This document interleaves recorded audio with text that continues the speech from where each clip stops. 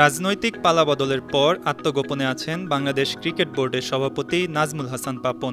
তার অনুপস্থিতিতে এই গুরুত্বপূর্ণ পদে কাউকে দায়িত্ব দিতে হলে মানতে হবে ইন্টারন্যাশনাল ক্রিকেট কাউন্সিল আইসিসির নিয়মকানুন। একটি দেশের ক্রিকেট বোর্ড সাধারণত স্বায়ত্তশাসিত হয়, সেখানে সরকারের হস্তক্ষেপে কোনো সিদ্ধান্ত গ্রহণ করার বিধান নেই।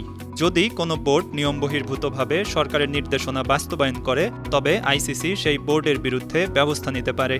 এর আগে শ্রীলঙ্কা ক্রিকেট বোর্ডকে ২০২৩ সালের নভেম্বরে এবং জিম্বাবুয়ের ক্রিকেট বোর্ডকে ২০১৯ সালের জুলাইয়ে নিষেধাজ্ঞা দেয় আইসিসি। দেশ দুটির ক্রিকেট বোর্ডে সরকারি হস্তক্ষেপ থাকার প্রমাণ পেয়ে ওই দুই বোর্ডকে নিষেধাজ্ঞা দিয়েছিল ক্রিকেটের নিয়ন্ত্রক সংস্থা।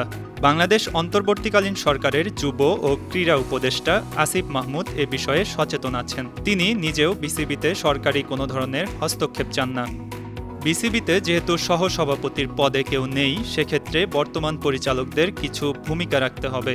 বাংলাদেশের বর্তমান পরিস্থিতি উল্লেখ করে আইসিসিকে একটি চিঠি প্রদান করতে হবে, যেখানে অন্তর্বর্তীকালীন সময়ের জন্য বিসিবিতে নতুন সভাপতি নিয়োগের ব্যাপারটি উল্লেখ থাকবে। নতুন সভাপতি এলেও সময় অনুযায়ী নির্বাচন দিয়ে নির্বাচিত সভাপতি নিয়োগ দিতে হবে, এমন পরিষ্কারভাবে চিঠি দিয়ে আইসিসিকে অবহিত করলে আইসিসি পরিস্থিতি অনুযায়ী সিদ্ধান্ত জানাবে। এর আগে ২০০৭ সালে তত্ত্বাবধায়ক সরকারের সময় এবং ২০১২-১৩ সালে বিসিবি নির্বাচনের মধ্যবর্তী সময়ে অন্তর্বর্তীকালীন কমিটি গঠন করা হয়েছিল। Sports desk, ৫২ TV.